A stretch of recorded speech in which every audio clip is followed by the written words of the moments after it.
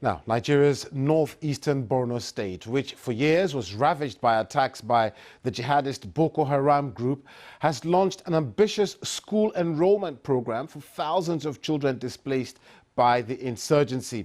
The state government kicked off the initiative in Monguno town, where victims of conflict have been staying in camps. Some 7,000 children were registered to primary and junior secondary schools in the first phase of the program on Sunday and Monday. Ishaq Khalid has more.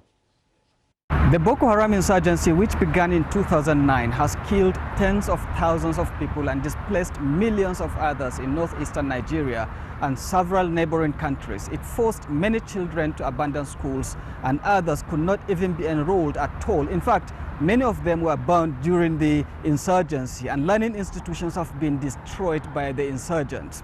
Boko Haram is essentially opposed to secular education. Therefore, they target schools with violence, in most cases abducting students and killing some of them.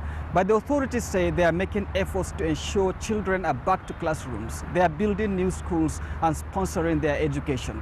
In the latest move, the Borno State Governor, Babagala Zulum, launched the school enrollment initiative in Monguno town, where victims of the conflict have been staying in camps after being displaced from their communities.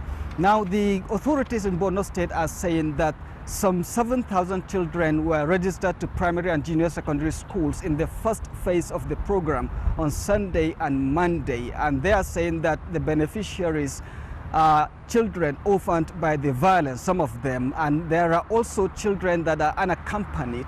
So a lot of children, boys and girls, are benefiting from this initiative according to the government, and the project is targeting more than 20,000 children across Borno State, which is the state worst affected by the insurgency. And this is generally seen as a positive move towards boosting education and a sign of resilience by the authorities.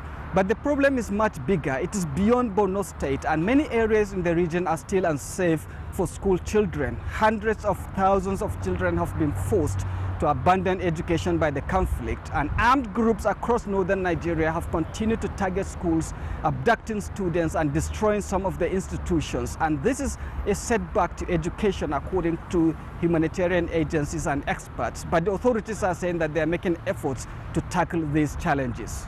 Ishaq Khalid, BBC News, Abuja. Well, staying with the theme of child education, and Ethiopia ranks as one of the worst